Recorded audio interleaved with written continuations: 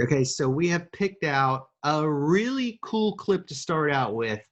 It's an old clip. It's from 1971, but we'd love to get your guys' reactions to one guy who is a very famous magician, but he wasn't famous for being a magician, really. What's it like when a famous comedian tries to do magic tricks? Let's see. I don't know. Is it? Is it funny or is it magic? All right, you guys ready to take a look? Big show. Do it. Let's do it. All right, here it is. Here's our first clip. Let's take a look at the man himself. Oh, this is that. So on the way over, so help me, I stopped and I picked up a deck of cards. An average deck. Just a normal deck of cards, Normal still average sealed. deck, still sealed. Hermetically sealed. Hermetically sealed in this envelope. And I thought, just for the fun of it, we'll do a card trick. I know Just for the fun of it, I hope so. Until the big acts get here, I'll do a card trick. Hi, Johnny. Johnny Olson. What's that? He's like, why can't I get them open? It's filled up. God, I wish I was smoking right now. How's it going, John? Can I help you, The John? big trick is to get the cards open. I can't do. Thank you, Mike. Oh, who's helping? Now, when you say when you say that you did magic, did you do a magic act? I really did. I started when I was about 12. I did all the stuff. I used to do the levitations and you know, all of those different things. Now I got to get this open. Can you break that seal for me, Mike? This why you asked me, John? Daytime working for nighttime. There. Now, see this deck is still got the jokers and everything. We got to mix them up a little first. With the quickness of the wind. Grease an antelope.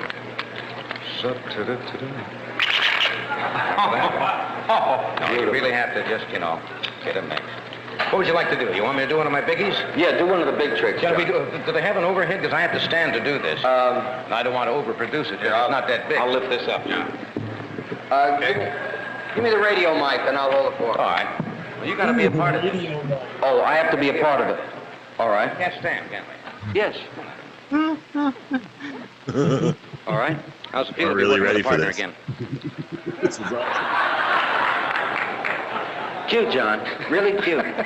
You keep it up. I'll send letters. They'll keep Bishop on forever. Dropped one. Should I get? No, I'll get it. No. You ready? Beautiful. Now, Yes. I'll show you what I'm going to do.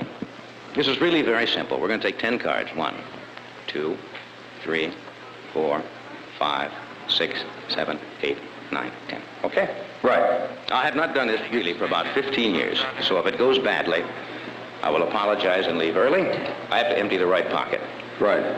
To show you that it's empty. That's my money I'll put over in this pocket. That's my money clip. Okay, 10 cards, right? Shall we count them again? Yes, if you like. 5, 7, 8, 9, 10. 10. Right. Good. The idea Spot is is a dog. What? Watch Spot. Now, come on, this is a biggie. Okay, Now, I'm here's what I'm watching. going to do. I'm going to take the cards one at a time. They're going to disappear from the left hand. They're going to travel down the sleeve. You won't believe this. They're going to travel down the right sleeve and into the pocket. It's empty, right? You can put it back in. Go ahead. Come on now, come on. Just fits in. You're all right, Come on. John. Oh, 71. That was awesome. Jerry Wilmore was with us a couple weeks ago, right? And he literally knew these guys because he was writing on In Living Color, and he was a young comedian back then. And he was saying that at this point in history, you know, Jerry Lewis was even a bigger star than Johnny Carson was. It's a big deal. It was a big deal. So Johnny's been doing the Tonight Show for a while, and I believe him when he says it's been 15 years since he did a card trick. But I love that part where he says, "You're all right, John." You're all right. And John's like, stop it. You know, he said that in such a loud way. He was like, he was hoping to literally interrupt Jerry's messing around with the crack of his voice, you know? Does anybody, maybe any of you guys or anybody in the chat know when Dean and Jerry broke up? Was it in the 60s? Ooh. 'Cause this is like 71, right? I know they're together in the 60s, so this could be just a couple years after. It's got to be pretty Gene and soon. I Jerry. don't really know the telethon history, you know. I know that John Carson, you know, he's up there, Jerry's in front of him, and he's trying to figure out if it's too early to palm the cards. Mm. You know, because he wants to, but he's wondering if it's going to look weird, you know, in this exact moment. All right, Oh, wow.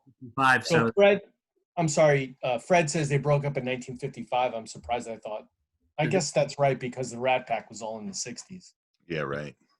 Yeah, I guess that is. All right, there goes card number 1 already. Mike, would you hold it? There's number 1. All right, now watch carefully.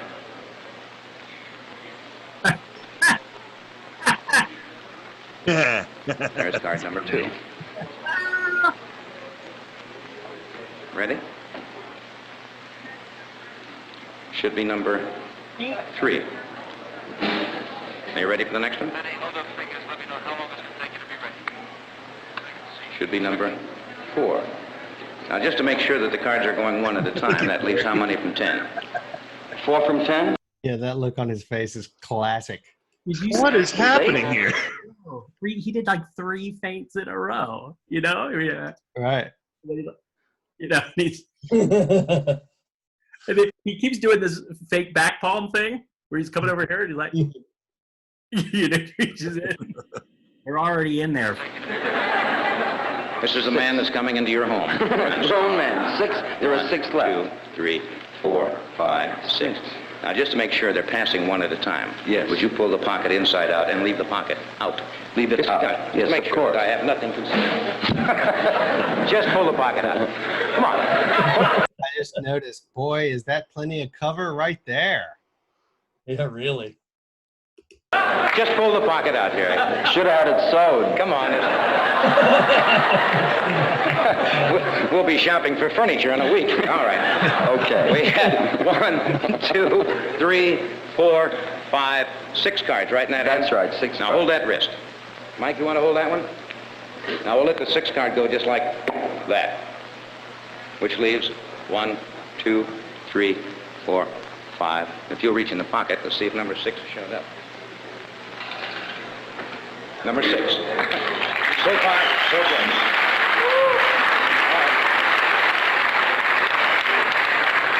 Here's the next one. You have to watch this very closely because I don't move as well as I used to. There's the next one. One more. Back.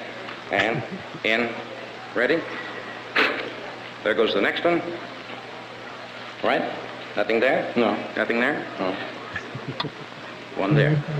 That leaves 1 card. Right. Now, you can do this very slowly. You can put it in the hand like that and have it disappear little by little. Or you can take the card and you can put it in the hand like that and have it disappear and come out of the pocket. There we are. Number 10. Wow. John, that was... Yeah, Johnny. Wow, that wasn't like a totally easy routine either. No, but in the middle he just does 1, and I think he's had an extra card for the count because Jerry reaches in right before the last palm, right, and feels that there's only 1, and then Johnny takes the rest of everything and puts them in, and then he feints his way to the finish line. And Alex, have you ever seen a feint like that for the last card? Something like that, but not quite that. I've seen something similar to that, but not that. That was pretty hot, what he was doing there. That was great. Because when he did the vanish, instead of just doing the vanish, he did the vanish into a back palm feint, like it looked like. So it was like a spider grip vanish, a double feint vanish, because everyone thought he put it in and was hiding it. And that's how he came out like that. Tell these people how much skill it takes to make feints look that good, right? Yeah, you have to be working at these things for years, right? Because there's all those moves. There's only 2 places it could be. It's one hand or the other. 3, I guess. You have the pocket, right? But he's controlling that attention so hard that there's just no way you can follow what he's doing because he's putting the action exactly where you think it is, and then by the time you figure out that nothing's there, it's already done. And like every single one of those phases was that. It's really, really great. That's a great lesson in just in spectator management, right? It's Well, really you have to be bold too. You have to be pretty bold to pull that whole routine. Do anybody know whose routine that is? Where that came from? It's old. I mean, I just don't know. Well, there's so many, you know, I forget how many Valentine found in his release on it, but there's, you know, 10 or 15 of those. Yeah, yeah, or more. yeah. I love that. I love that too.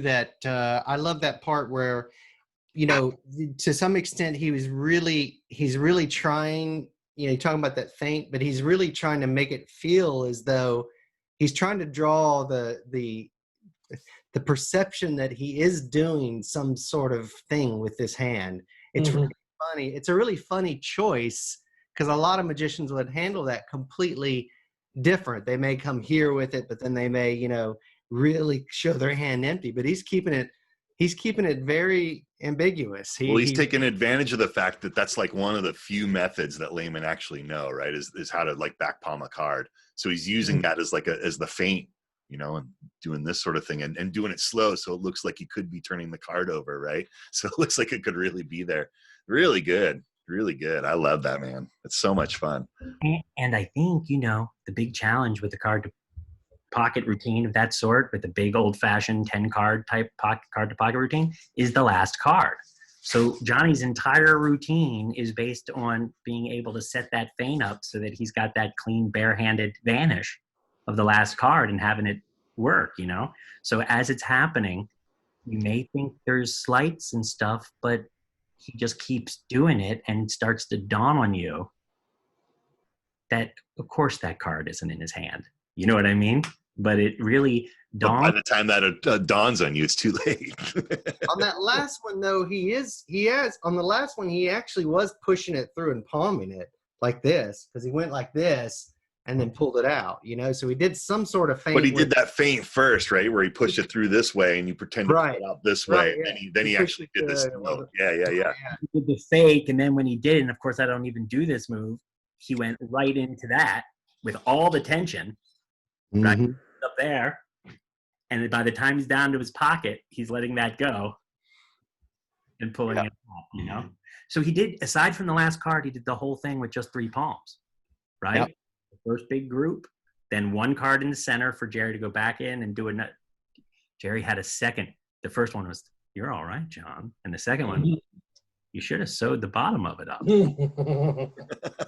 And after that, he takes everything with the last card and feints his way on home to the finish. That's right. That's right. So, you know, we love Johnny Carson in the old days because he was such a huge proponent of magic. He always had guests on his show. On this next clip, we're going to take a look at a classic Johnny Carson, actual Johnny Carson episode where Michael Ammar does an appearance and a routine for Arnold Schwarzenegger and Billy Crystal. And this is a hilarious routine, watching a very young Michael Ammar do a great, beautiful set, which it's really funny too. Just while you're watching this, you have to know that Johnny Carson is a master magician.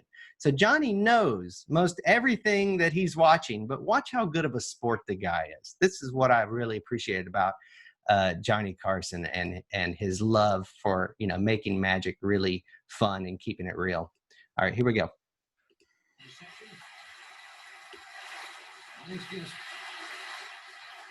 Michael Ammar is here tonight. He's an extremely talented sleight-of-hand magician, the current parlor magician here at the Magic Castle in Hollywood, the 5th year he's consecutive year he's won that award.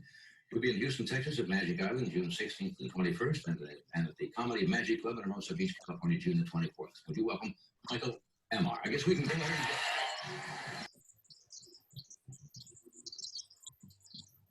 How's that sound going? Are you just It's as loud as it goes.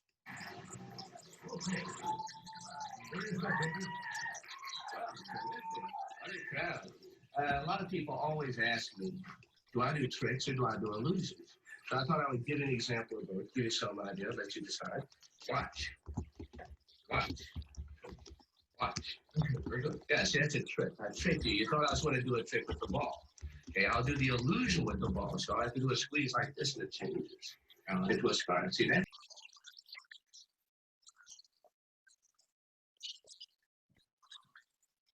It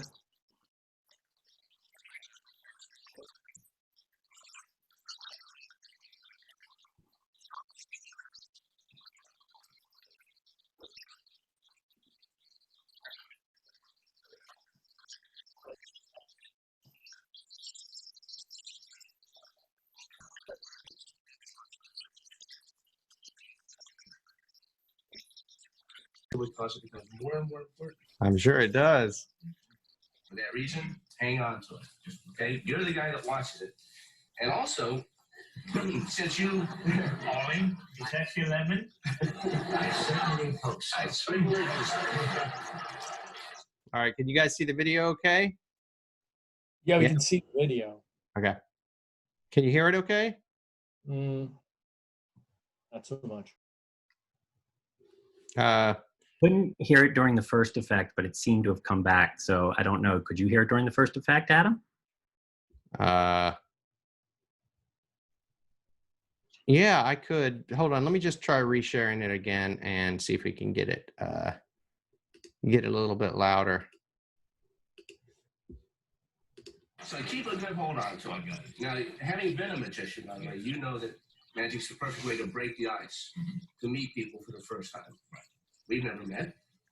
We have met. No? Who are you? Hi, how are you? Good to see you. Say, you got a bill on you? This is where you break the ice. Got a bill on you? I'll show you a magic trick. Bill? A bill. Right? Oh, don't get him upset. I'll tell you right now. If you're knocking a head,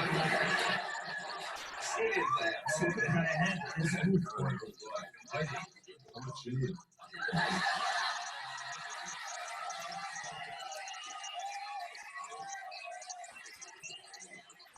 I'll take care of it. So pick a bill. How about this one? I'll take care. That's all you need? Yeah, I'll take care. I'll take that. I'll take that. I hope you bought enough for everybody. Okay, I will take care. I love the fact that when he said, "Can I borrow a bill?" Arnold Schwarzenegger didn't know what he was talking about. He didn't know that word in English yet. It's a very young Arnold. No, I meant to do. Sorry, you're on mute, Aaron. Sorry. Very young everybody. Yeah. Receipt, yeah, this will be a receipt. Okay, this is. It may be important as time goes on. Now, what I'll do. I only have 200 of those in my pocket. I won't get it right before they show the story. Okay, this is what people do. This is a good way to break the ice in a social situation. Let's see. Yes, the ice needs broken here. All you have to do, a lot of people do it to take a bill and hold it under the flame. Wait a minute, I worked for 1 minute in a movie.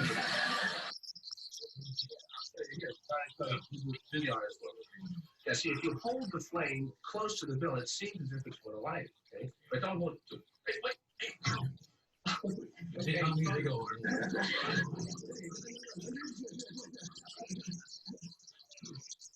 It's not the light.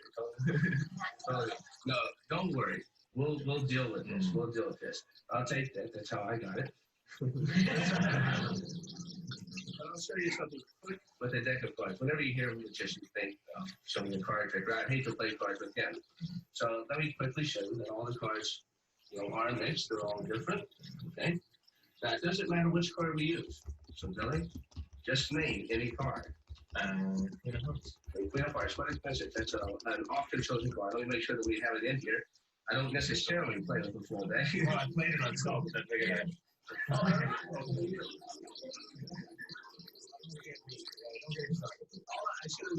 to do is wave my hand like this, and it changes visibly into the card you just made. But I know you're thinking, what if I had selected something else? So I'll go through like this. Just cut any card. Just cut one. Okay. This one? Yeah. I'm going to show it to everybody. Okay. Don't worry, I'm going to deal with your 50 right after this.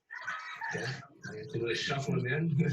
Here are the cards are cut. Now, whenever you cut a card, there's a lot of ways to interpret that. Okay. I could cut them differently. Does anybody here have a razor on them? Oh, yeah, all the time. I do. I do. It's just be charged. Sorry. See, it's electric. Now you can put. That joke did not work. I love that. Wait, you're muted. Sorry. Does everyone have a razor on them? Yeah, all the time. Yeah. Yeah. It makes you feel good when Michael Ammar's on the Tonight Show and his joke bombs. You're like, it happens to everybody. Hey, when I'm sharing this video, is anybody in the chat? Let me know. Is the sound messed up, or can you guys hear it? Someone, anyone, let me know. It's okay-ish. It comes and goes. We can barely hear it. No, just bits and pieces. All right, you're going to have to turn your computer volume up. Garbled, garbled, garbled. No, it's totally messed up. I think if we can let him get to the end of the effect so everyone can see the end of the effect, we can probably tough it out through the end of this. But I think he's about to get there. I don't think we should go to the end of the act. Unless, Alex, is he going to do another 8 minutes before he gets to the 11? No. I think we're more than halfway through this thing. No, we got 2. Yeah, it's 2 minutes. We got 2 minutes left. All right, here we go. Let's tough it out. Get to the ending. Twist this, take out the blade, but don't touch it.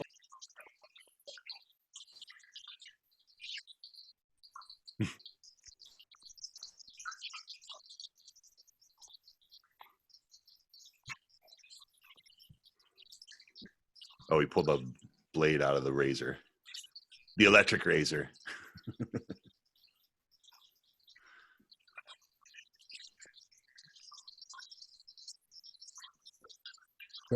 Go. Patter. Patter. Shake it up. The razor goes down through the deck, and it's going to stop at your card. Thank you. Adam, this is the perfect time for your Mad Magic videos voiceover. Whoa. That's a good trick. It's a good trick. I think he's got one more. All right. So I missed that. What just happened? He got that razor blade out of the electric razor, dropped it into the deck. He shook it up, and the razor cut through all the cards until it got to the selection, and then he dumped everything out. Everything was cut up except for the selected card. Wow. And he dumped it into the hanky, so it's real clean.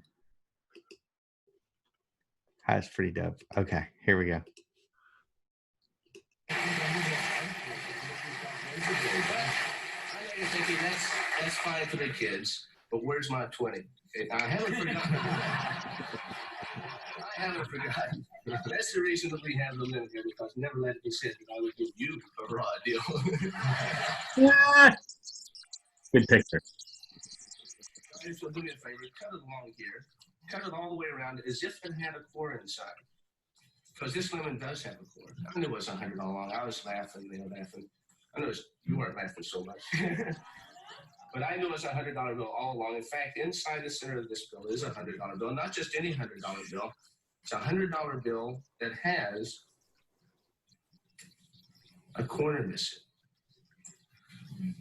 And if you'll take the corner, prove without any shadow of a doubt, was that the $100 bill that you gave me? It sure is. Come on. Talk about strong, baby. So was that like 5 effects he did in that appearance? That's great. That's a strong showing. When Michael did his living room lecture for us a couple years ago, it was a real special night, and he definitely said that when he's working, he's a one-card trick guy. Yeah. He doesn't do a lot of card tricks. He does one card trick, and in this case, he really just did one card trick, right? Yeah.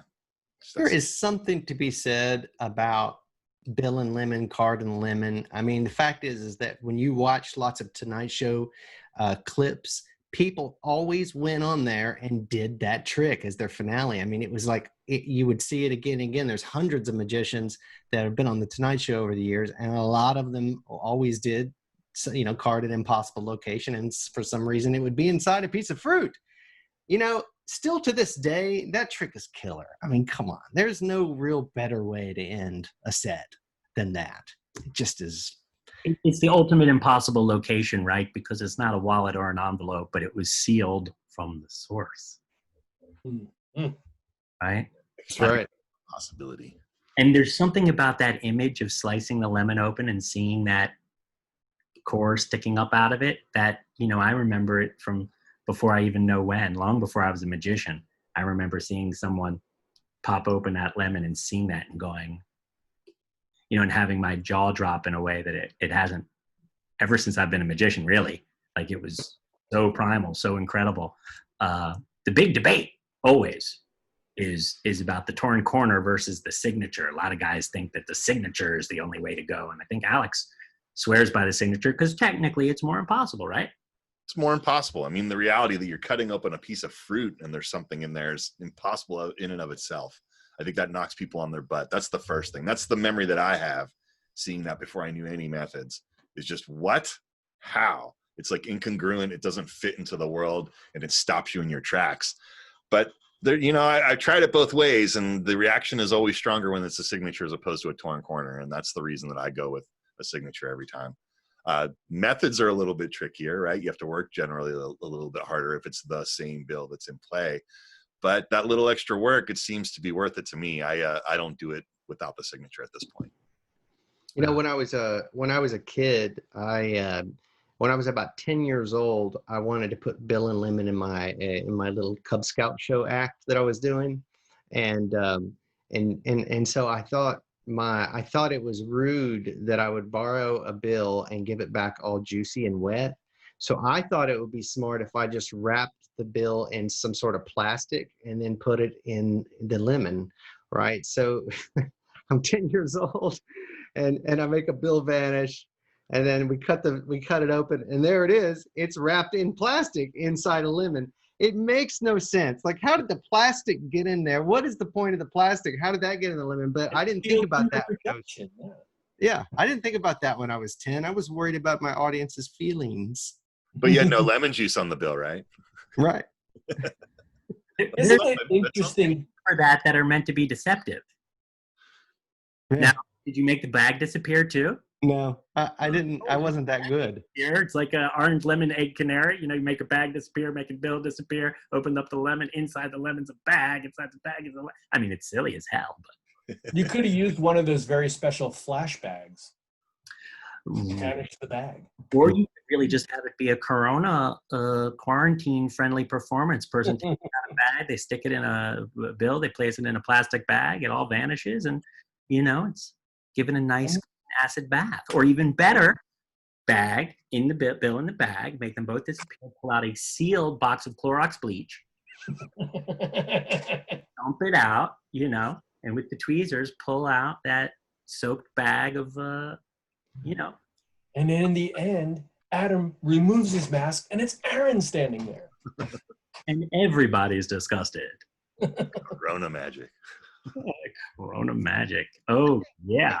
I have seen some other Ammar clips, and I think that he, you know, I think Ammar really understood working the Tonight Show really well. I think he understood his audience always. Like, he came out, he's just a very unassuming guy. He's got a very like laid back, relaxed attitude, and, you know, he laughs a lot. He's very, you know, he's not goofy. He's just. It's funny. It's funny that you mention all that, Adam, because remember when he did our lecture with us here, he talked about that. He talked about what it meant to go on television to him, and that he changed his living room around when he was doing those Letterman appearances, when they had that Magic Week on David Letterman. I forgot about it until you just said it. But he went and did the Letterman show, and he said that for like a month he had the table and the chair set up in his living room just like Letterman's studio, so that he could practice with the exact angles that he was going to deal with while he was performing for Letterman. I would imagine that his process was probably exactly the same when he was thinking about how to do it on the Tonight Show, right? Working with the table, having those chairs there and the spectators, so that basically there's no surprises, right? You walk into that thing, you know exactly what you have to do and how to go about it, and you can just shine, right? You can just be a magician and shine. So yeah, he's definitely a professional, as professional as they come, right? Very inspirational. Yeah. All right. Any last thoughts about that clip before we move on? Because we have a great clip coming up. This next one we're going to watch. Anybody want to say anything about that one? Let's do it. Let's do it. All right, here we go. I only have a couple hundred more of those in my pocket. Sorry. That is $1 for me. 1 minute of screen time. All right. Don't want to give you a raw deal. Was that a movie you did? Deal. Yeah, that was the movie. Ali, remember when I said I would kill you last? Bravo, Ammar. Bravo.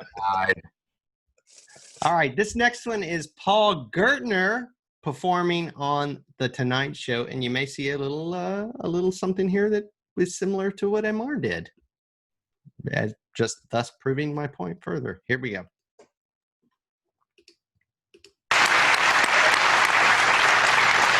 I'll tell you, we'll try one last quick thing. Pinky Lee lives. Take a look.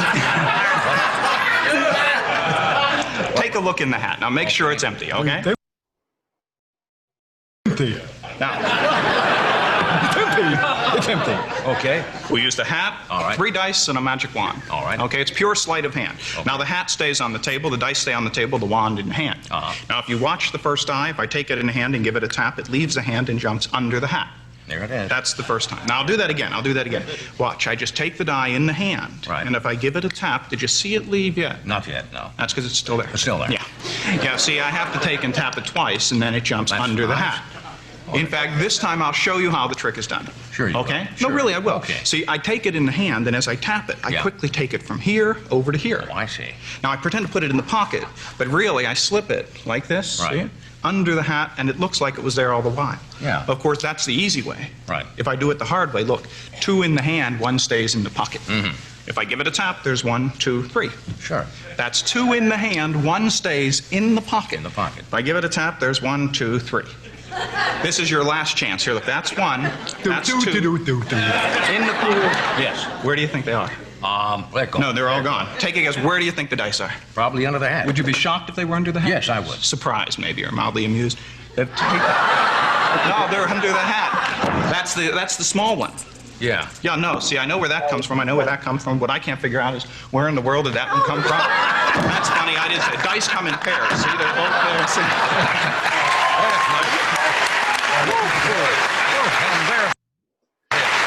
Very good. Good stuff. That is so awesome. What a great Wow. routine. Wow. I know somebody caught that little subtlety right there. Was that you, Adam? Yeah. Yeah. I mean, but gosh, I mean, he handled it right. I mean, Johnny picked up the hat at the wrong moment, and Gertner just knew exactly how to recover in that moment. Yeah, it seemed almost like that's how he wanted it. Yeah. See him split second go, here we go. If you want to see the moment we're talking about, just so you know, like this stuff happened when you're a professional magician and you're on TV, even though you've rehearsed this a million different ways and a million different times, sometimes things go just a little bit different than you expect. But watch how Gertner recovers in this situation. I'm going to run it back just a little bit. All right, here we go. Check this out right here. All right, here it is. Hey guys, where do you think the dice are? Probably under the hat. Would you be shocked if they were under the hat? Yes, I would. Surprised, maybe, or mildly amused.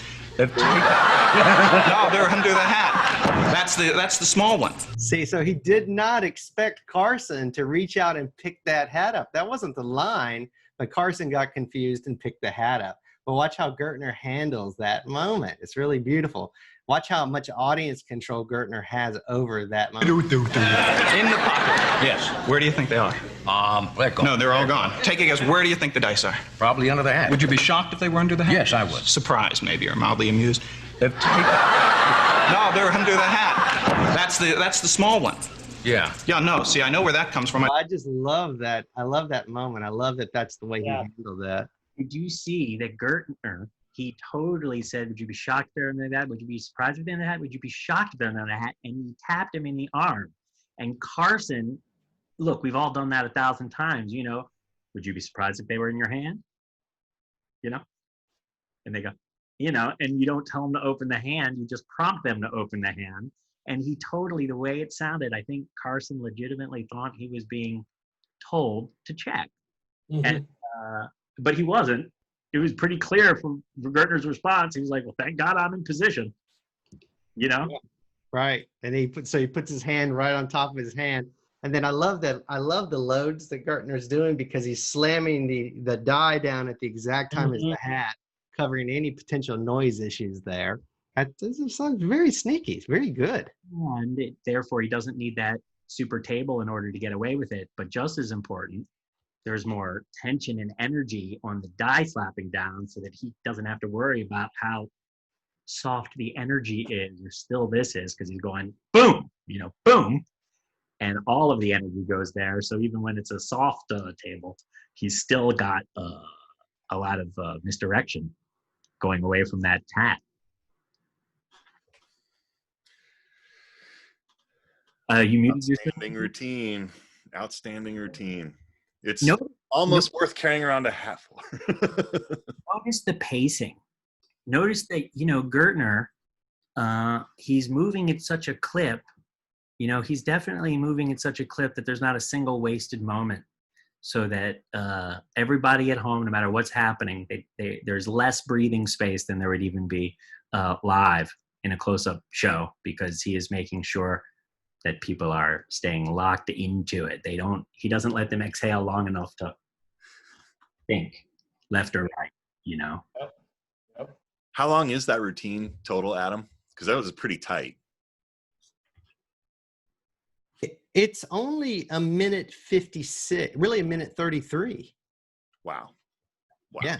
Is it the end of his show or the beginning, or I don't know. We don't have a reference point on it. I'm not sure. Yeah, that's all that there was on that. I would say it's probably his closer, though, wouldn't you? Well, are they already sitting there at the table when the clip started? Like, are we? Yes. Is it Yes. that they jumped on a card trick or whatever? Yeah, because he says, "I want to do one more thing." So yeah, that's his closer. He's got that as his big finale. Of course, it's hard to beat that too. Like once you produce three giant die under like a hat, I mean, where can you go from there? Well, he's got those showstoppers, right? Because in a previous Tonight Show appearance, he did that thing where he has the ring vanish and it's on the middle of an hourglass, right? It's an impossible thing. So I think he's just, that book is full of those kind of things where he's got those just big impossible showpieces that are just, great closers. I think there's like 4 or 5 of them in that book, that Steel and Silver book that he wrote, that has all those things in it, including that dice thing. It's really good. He's as good as they get. Between the Bill to Lemon and the giant loads at the end of the hat routine, of course, the point of the hat is you can get, as John Tuttle knows, is when you got a hat out there, not only is Pinky Lee happy, but you can go further than you can. You can get bigger stuff than you can in the cup, right? But those are like your 2 signature endings. And of course, there have been those rare occasions like John Carney where, the only thing you can do after you produce that lemon is cut it open and the bill's inside. Right. But already that's like, going for the super encore, right? Yeah. Well, if you're on TV, go big or go home, right? Yeah, you better. Yeah, and then go home.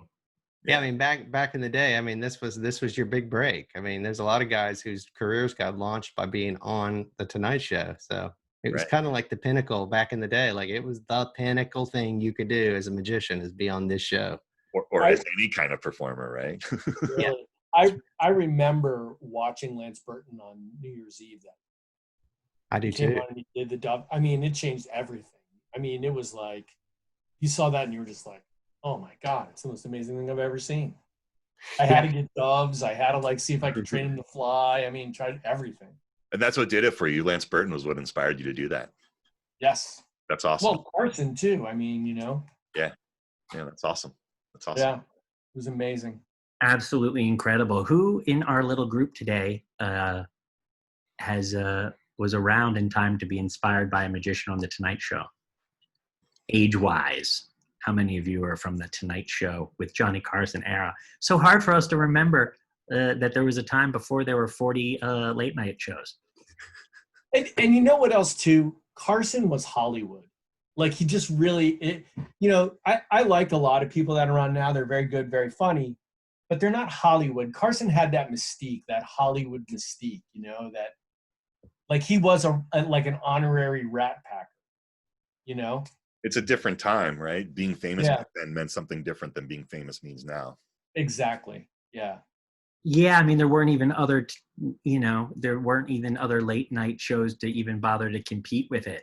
Letterman was after by the time we were around, but and Letterman notoriously sort of hated magicians too, right? It was a special deal when he did that Magic Week. That was a big deal. Yeah, they were never on. He was happy to pan them. And the only person that was on, I remember as a kid, because like nowadays everyone takes it for granted. You can watch Magic pretty much anytime you want, right? You can see any magic special, you can do anything you want. But when I was a kid, like you were scouring the TV guide to see if anybody had a magician on, right? And the only choices were like Mike Douglas at 4 o'clock, right? Would sometimes have somebody on. Then there was Carson, and then there was Merv. Merv Griffin. Yeah. Yeah, Yeah. and he would have on like, amazing, like old guys, right? Yeah, totally. You remember because like of that time and because Johnny was setting magic on Dinah Shore, you'd see Ricky Jay on Dinah Shore, you'd see magic on the Tom Schneider show. Because Johnny decided what was cool, magic, there was a place for magic. And, there is again. I mean, Ellen has decided magic is cool and their magic is on TV, pretty regularly. I think our friend Adam Wiley just did a spot on the Ellen show from home, So everything old is new again. Yes, Steve? You know what I think is different, though, is that Carson really was about having the magic be on the show, but be good. So he like set the scene. He like gave the magicians what they wanted, to perform. Like when Ammar walks out on that clip, right? That table's set up exactly like Ammar wants it to be set up, or at least he knew how it was set up before, right? When you looked at that magic week with Letterman was not accepting. You had to sit in the chair and do it right there. That's right. No matter what you did, you weren't gonna go to a table out there. You're gonna have to do, if you can do magic, do it right here. It was like a challenge right from the beginning, as opposed to Carson really trying to make it like, what do you need to be awesome? That's kind of like how Carson approached it. I'm sure that Cabot had the same point of view, and I think he was a magician as well. And I think Dinah Shore and when I think of Ellen DeGeneres, I get the impression that they were both really quite into magic, quite supportive of it, and they weren't magicians, unlike Cabot and Carson. They didn't really feel like by doing it on the panel, by doing it on the couch, they were harming the magician. But Johnny, I guess you're saying, was really making a space for table magic acts. Mm-hmm. Yeah. Well, how many times have we seen people and they go out to the center of the stage, everyone sits around a table, that you never see that now, except Ellen does do it. Ellen will either do it in the chairs or bring them over to a highboy or something. I've seen that a couple of times. Well, Carson was very kind. He was very kind to these guys to let them have a table, because if you look at magic at that time, magic was still, close-up magic was sort of still not really widely accepted, and he made it widely accepted by allowing those things to happen, because it was what Aaron just said: come out to the middle of the stage, do your act, we'll open the curtains, we'll let you do your thing, right? But close-up magic is its own beast, and you sort of have to be like let in on the secret that close-up magic is cool. And the only way you're let in on that secret is to see a close-up magic effect. And then all of a sudden you're like, what? How have I missed out on this? How did I know that this didn't exist? And Johnny was very skillful at bringing that around and allowing his audience to understand what was cool to him so that they could think it was cool too. It's awesome, man. Just awesome. That's what you need with magic, right? You sort of need an ambassador to bring you around, to let you know how awesome it is.